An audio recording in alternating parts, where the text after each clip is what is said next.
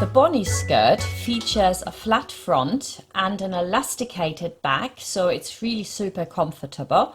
And we've got a yoke, which is effectively a circle, which is really, really nice because it gives you that fantastic volume for the skirt. I've added some rickrack, which I'm going to show you how to do. My skirt is really super voluminous. And then we've got the hem down here, which I also want to show you because it's got the lovely lace attached to it. It's really simple to do. Any beginner can do it, and it looks so, so nice. I'm really liking this. Now, my ties are a little bit longer than they are on the pattern, 90 centimeters long. And the pattern they are a little bit shorter, and that's because I wanted to wrap them around to the front for my little model.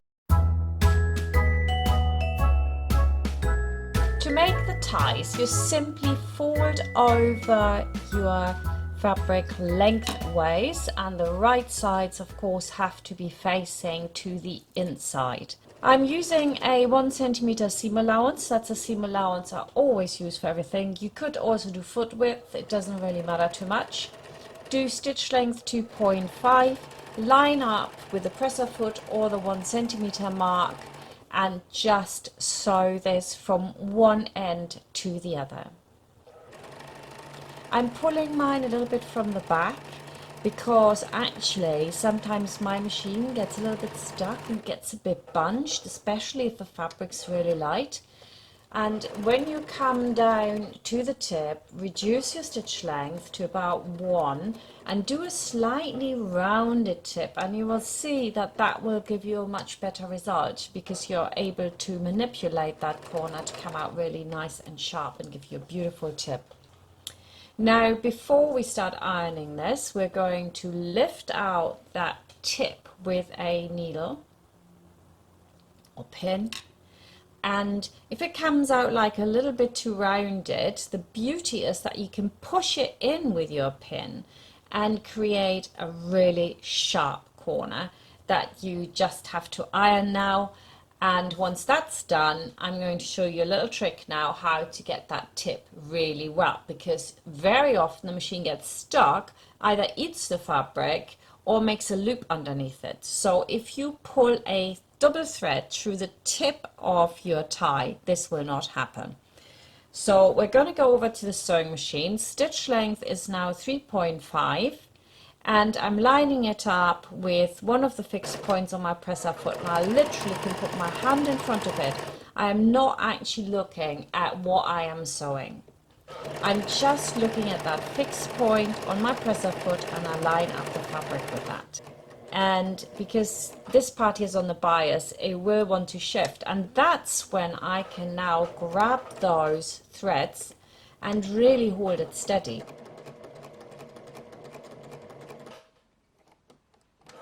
It's really brilliant.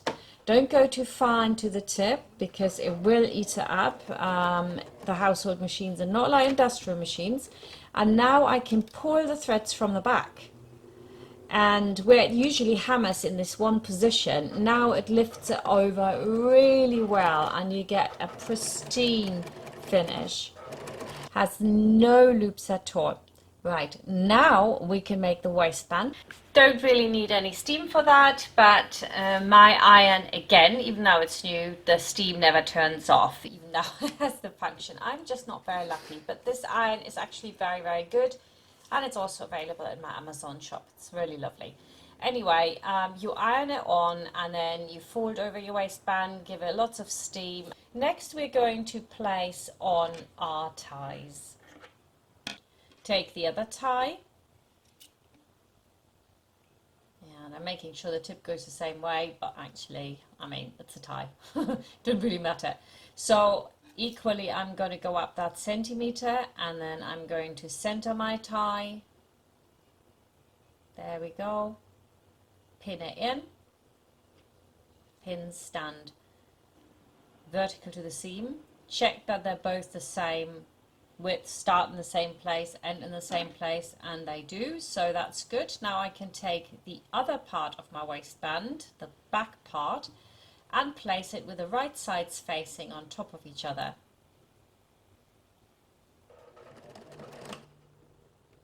And once we've done that and it's together, we will also want to serge the upper side of the waistband, not the one which has the ties on, because I'm not going to tuck in my waistband. If you're going to tuck in your waistband, you don't have to do that.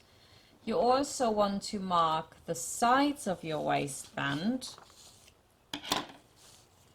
and the center front, because obviously that's, you don't have a side seam, so that's really important.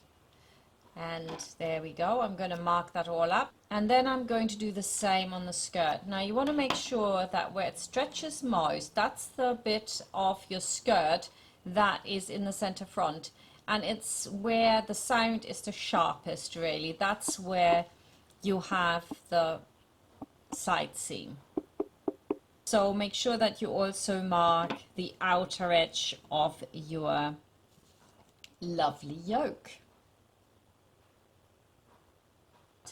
What you don't want to do is to sew or pin it from the circle side.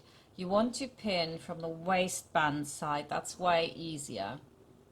And after that, we're just going to sew that together with a 1 centimeter seam allowance.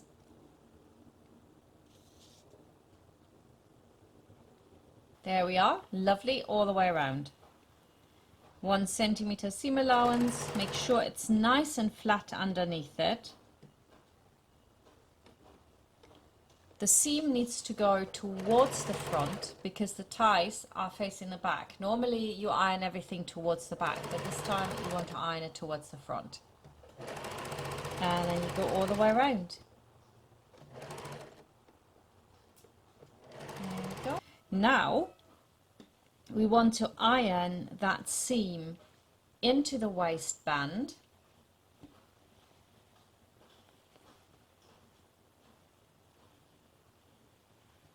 And then we can tuck it in,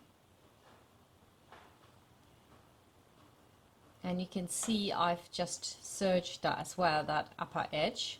And as you can see here, we've got enough movement room. Now if you had a 3 centimeter waistband, you would have even more movement room, and then you could top stitch it on either side. I'm going to stitch in the ditch, so it's not necessary. I like the overlocking idea because it really makes it nice and flat.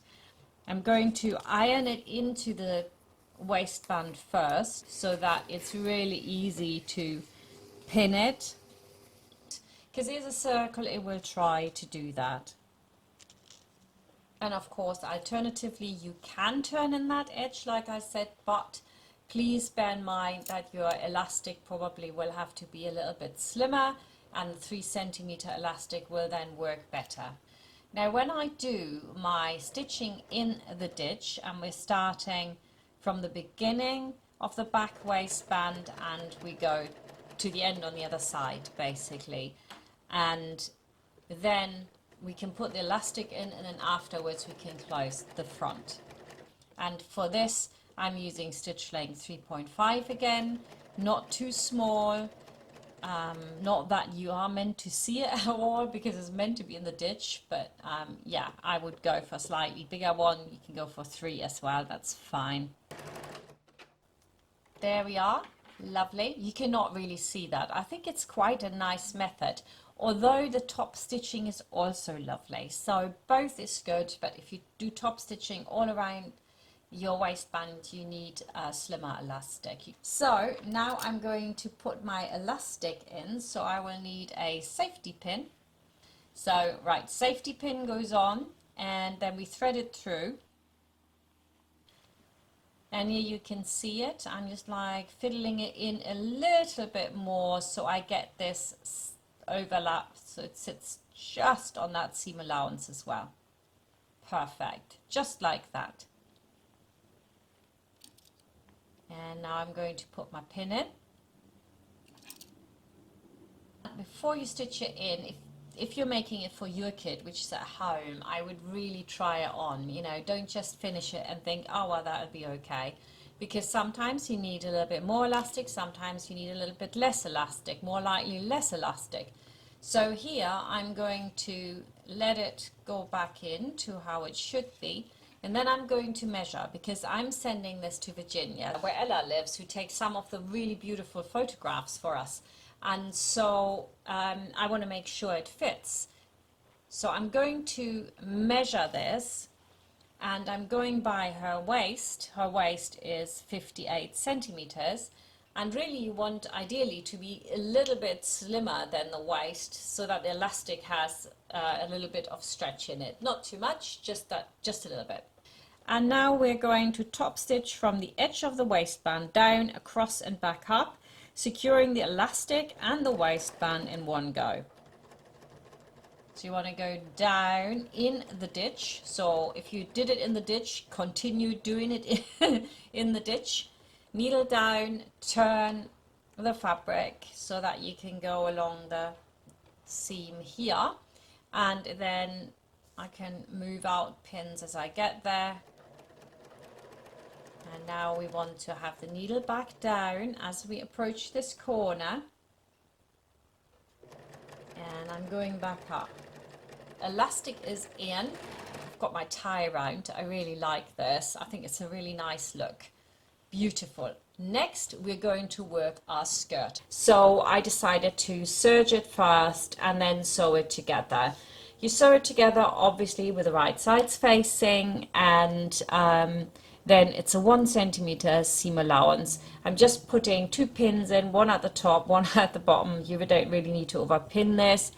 And we're stitching this together with that seam allowance. Line up the edge of your fabric with the 1 centimeter seam allowance on the needle plate, and then just sew it together. Now, one thing I want to say though about ironing, depending on which fabric you use, it's a really good idea to iron the seam flat first and then iron it apart. And if you have one, use a tailor's clapper to weigh down the fabric, because it'll give you a pristine seam. Mine comes from New York. It's from Cottage Lane. I love those guys. They do some really nice bits and pieces, so give them a bit of love and purchase it from them through my Amazon shop. The next step is to do the hem. Now you could serge the top edge and then just top stitch it, or you could turn in the edge and then top stitch it. That's okay. But I want to show you how it works when you put some lace on, because I really like that finish a lot. It makes it look like there's a petticoat underneath it, and it's very, very pretty. It's like a double layer really. And I do it so I have just a little lace peeping out at the bottom, and we're going to sew that just to the edge and then serge it and create my 2.5 centimeter hem. Now some of you might just want to do that straight away on the serger, and if you are a good sewer and you've not sewn since yesterday, then I definitely would recommend that. I would do that too, but I thought I'll show it here the long way around, simply because if you haven't been sewing for a long time, you might, you know, slip off, cut into your fabric, whatever, don't get the distance right. So it's more accurate when you do it like that, as a beginner at least. And that's it. Done. And now I'm going to go straight over to the overlocker or the serger, and I'm going to serge it off so I get a really neat finish here. That looks so lovely. This is the 1034D by Brother. It's a very cheap machine, but I think it does the trick. And if you can't afford an $800 machine, then why not get one for $250? It does the trick. I've bought 3 of these over the years for various places that I worked in, and everybody that I know starts getting this machine. I think it had something to do with the popularity of this machine. And you can also get that in our Amazon shop. You can order it through us, support a small business. We'd be very happy if you do that. And now comes the intriguing part, or the part I really love. And I'm just going to move down my fabric now so that one point of the lace is showing, and it's got like these little holes in it, embroidery anglaise, and I'm going to that certain point all the way around and just roll the fabric down and then press it in, and that'll give me the most even edge, and then I can pin it. I would say you don't need really a lot of pins. Put that clapper on now to make a really pristine, really sharp edge. Sewing machine, And I'm now going to top stitch in this seam, and I've got another gadget here which can do the edge of the fabric, because here of course with the scallop you might not be able to see properly the distance, and so this is really quite a cool thing to have, and I'm just pushing it in a little bit more. It came free with my sewing machine, so it's not something that you necessarily even have to buy. It should be really one of the standard things you have in there, and if you wondered what it is. Now we can attach the skirt to the yoke, and we need to insert some gather threads to the top edge here. Of course you could also use a gather foot. So let's pop over to the sewing machine. I'm using a contrast thread for the bobbin so that it's easier to pull and know what I'm pulling, and also it's easier to get the threads out at the end when you are done. Line up the edge of your presser foot on the right with the stitching line, and there we go. And now we're ready to attach this to the yoke. I also need to mark for myself the center front so I can marry this up with the center front that I've marked on my yoke. The key is to put these points that we've just marked together with the points we marked on the yoke, right? And that is quite simple. You just find a side one here and pop that on. So right side's facing, I find the center front, and I'm going to pin that together, and then actually all you have to do is work your way around from snip or from mark to mark and align it. We're going to pull our gather threads, and you can see how brilliant that works if the gather threads are a different color to the rest of your stitching. That works really well. So now I'm just going to pull my gather threads, and you can pull them straight over that pin you put in, right? And you don't lose that point. Now I'm going to do the front the same, pull it and then stretch it so it fits on.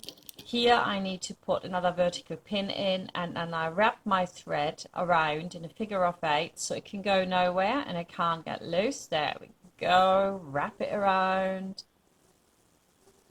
And equally now we can distribute the gathers in here. And there we go. I've done it now all the way around. It takes a bit of time, but doesn't that look absolutely gorgeous? Really nice. Make sure I have done it pretty even Steven, and pop over to my sewing machine. We're sewing from the skirt side, of course, and now here comes the little trick. Make sure obviously it's flat underneath it. Take the pin that you're taking out, and now you start adjusting your gathers so they look really, really good.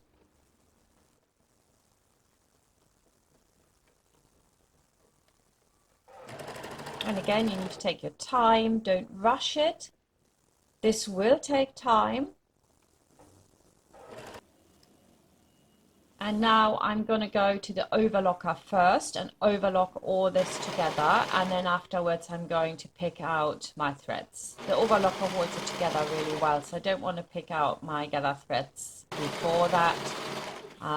You can do, but I'm not going to do that. It's a habit. Everyone has their own habit. So now that that's in, we could top stitch this, or we could put some embellishment on, and I'm deciding to put some rickrack on. And now we're going to just sew a little bit of rickrack to the edge. I would recommend that you use a zigzag stitch. I'm using a very light zigzag stitch. It looks nicer, I think, than a straight one. Catches more of it, and you put that slam bang in the middle on top of the seam line.